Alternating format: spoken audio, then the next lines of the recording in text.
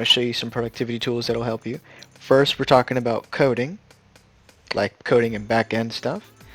And then I'm going to tell you some design tools like aesthetics that would really help you out. So number one, super obvious, but I gotta give it credit. VS Code. If you're using something else, I recommend switching. Of course, it's totally up to you, but VS Code has so many shortcuts and extensions that make your code feel like it's just writing itself. Um, yeah, and your hands are just flying through the code, barely having to do anything. Wow. That's first off the bat. VS Code is a huge productivity tool. Another great tool is called Draw.io. If you use Draw.io, you can just make a bunch of great diagrams in a simple and clear way. It's super easy, super awesome to use. So if you go and you've got some logic you're trying to implement in your code, maybe you just make a diagram first and then write the code based off the diagram. If you have a really clear and well-working diagram, you'll realize that the code is kind of already written in a sense. You just have to kind of like translate it from the diagram. And it can help you keep your bearings while you're writing in the code. Instead of writing the code and doing the logic at the same time, your head can start to spin and you're like, wait, which way does this go? So you can use Draw.io. Another really popular flowchart website is Lucidchart. So I think this one is, you have to pay for some stuff. Maybe it's not as, I've used it before. I haven't found it to be as friendly as Draw.io, but totally up to you. I recommend either one, or both. Next up is a really commonly used tool called GitHub. GitHub is basically just a version control system. It's basically like being able to put all your files from your computer, selectively onto your own account online called your repository, and download it, change it, re-upload it however many times you like and how often you'd like, and share it with other people. And so it's a super helpful version control system software and also like collaboration platform for you to use. So I highly recommend using that if you're a beginner and have just been coding stuff on your computer, like, and keeping all your files locally. You can start getting familiar with GitHub. Next up is React tools.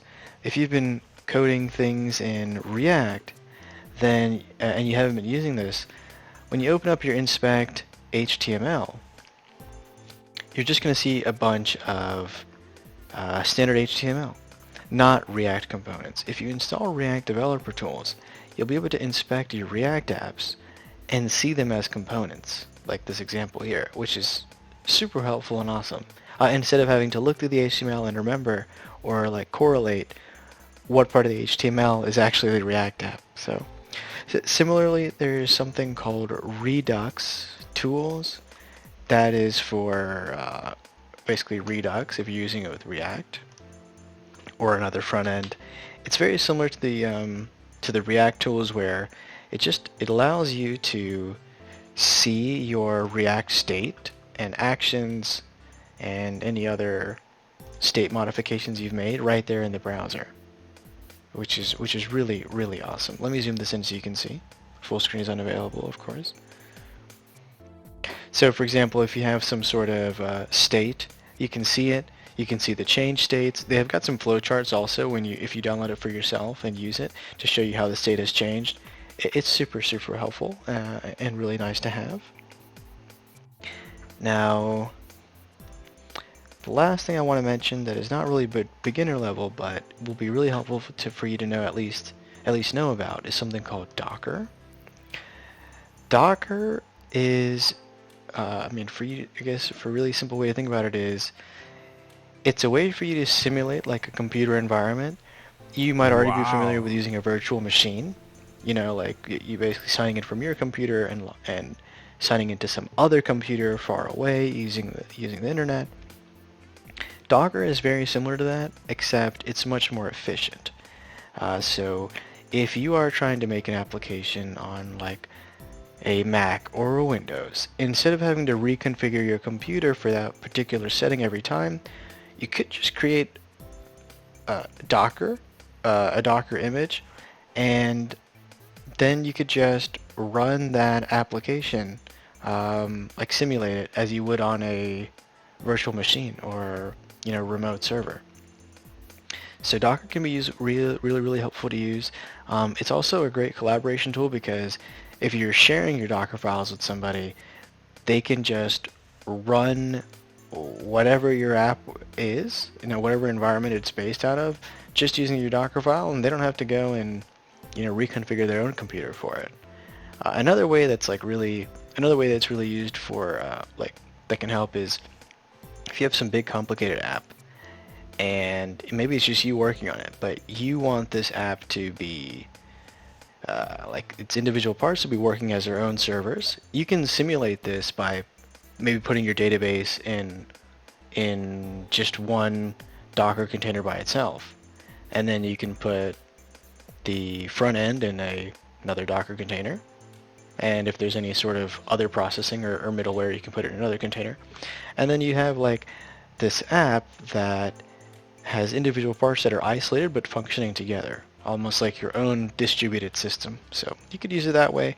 Basically, the possibilities are endless, similar to how many different ways you could use virtual machines, but it's a really lightweight and efficient way to use and deploy your applications. But I don't recommend using it at the beginning. It is kind of confusing. All right, that's it for the coding and backend productivity tools. There's also some really amazing front-end and aesthetic design tools that you would really like. First up, I have to mention Figma. Figma is basically just like a drawing software. I mean, to boil it down to like super simplicity, but it's got amazing features that are specific to web development and mobile development. So you can just create SVG files in here. You can simulate a desktop landing page down to the pixel. You can do a mobile landing page down to the pixel.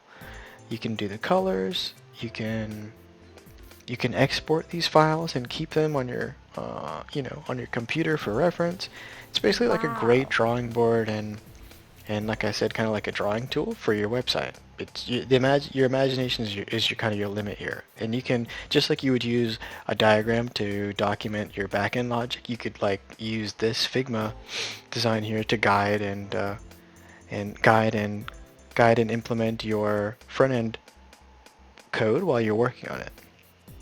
Another tool that's really helpful, and a lot of it is free, is something called Canva.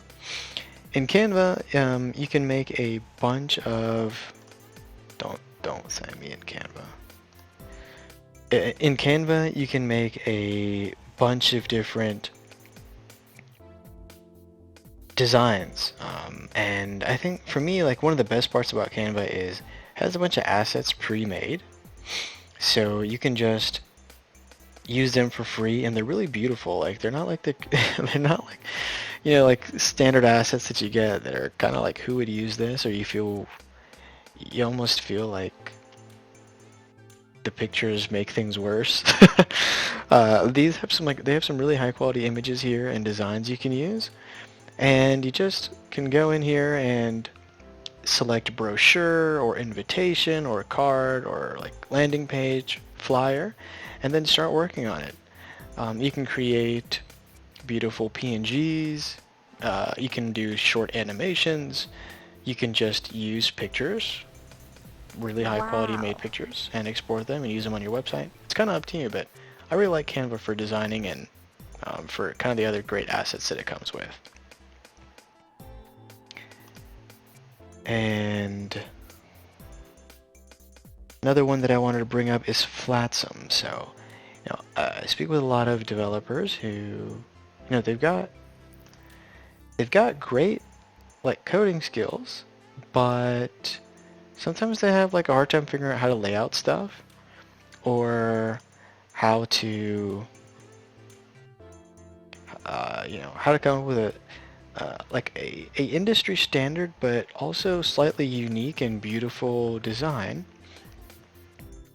There is this there's this thing called Flatsum. Flatsum is it's just a WordPress theme. Now don't worry, you don't have to actually like download WordPress or even use WordPress. You can just Google Flatsum and click on the theme forest link that I clicked on and come down here where it says view designs. Here you can see a bunch of pre-made templates that are clean. They have like a desktop version and a mobile version. And you can just see like how you could lay out pretty simple and standard stuff in a clean, professional, and beautiful way. So anything that you can really think of is kind of here. So you can kind of browse through here like you would browse through code examples for different ways to write something. You could browse through here for different ways to lay things out. You know, there's like about pages, there are contacts, you know, and it can make your job a little bit more fun to be able to do things in different ways, and also expand your creativity and kind of hone your creative and design edge. Or even if you just already have like really good design sense, it could just save you some time or bring you some enjoyment to see some different ways to do things.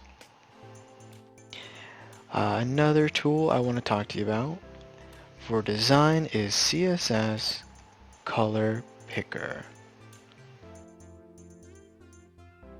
CSS Color Picker is just a tool here on Google where you can just literally play around with a color and get the color code. Like, it's super simple and easy. There's like a bunch of versions of it. You can even also Google this thing called Color Pick Eyedropper, which when you use it, you can, I'll just show you real quick because there's no example here. Colors Yellow is pretty good too.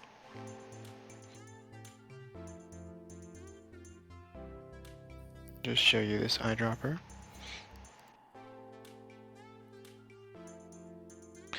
So when you use it, it'll just tell you the color that you're hovering above. So if you've ever like popped into a really cool website, you're like, oh my god, what color purple is that? You can just hover over it and it tells you the color right there, which is awesome. So that's really great. Instead of having to go to, for example, you know, this, like if you were trying to look at this color purple and guess it here, it would be kind of annoying. Rather, you can just Google, use the eyedropper and hover over it and select it. Now the last thing I want to talk to you about is Adobe. Now, Adobe Creative Cloud is like almost a whole new kind of whole new realm by itself, but I just have to mention it.